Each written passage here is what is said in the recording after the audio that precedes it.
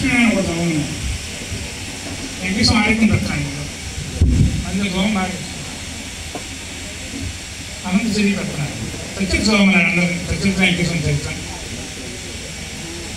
కర్మ పక్షామం అవుతున్నాను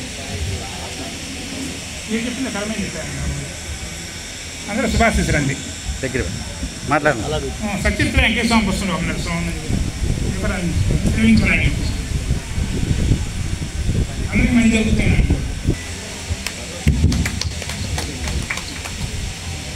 మీరు చెప్పేది అందరికీ ఆరోగ్యంగాను అనేక రకాలుగా అనంతసాయి అనుకోమన్నాను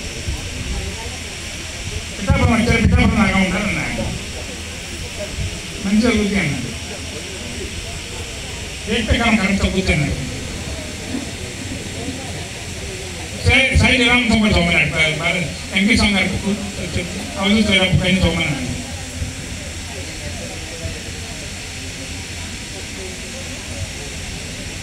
ఏడు జన్మ కర్మ పోతున్నాడు భిక్ష పెడుతున్నాడు చక్ర శుభం పెడుతున్నాడు ఇప్పుడు నా ఆవుతో పెట్టుకున్నాను దేవుడికి ఇంటికి కానీ కుక్కకి కానీ ఆవు కానీ అరటికాయ పెట్టుకున్నాడు శనగ కానీ ఆవులు కట్టి పెట్టమన్నాడు చక్ర దర్శన స్పర్శన భాగ్యాలు కలిగించే అవకాశం కలిగించారు. దయచేసి అందరూ కూడా వారికి కర్తవ్య గురించి కృతజ్ఞత తెలియజేద్దాం. వారు ఎక్కడా కూడా మాట్లాడమ్మా మనందరి అదృష్టం వచ్చారన్నా 2 మాటలు మాట్లాడారు.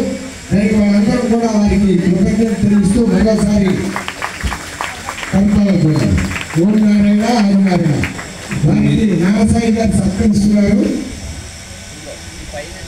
ఇప్పుడు మీరు గమనించే ఉంటారు కదా, కృష్ణస్వామి గారు లోపలికి వెళ్తూ ఉన్నారు.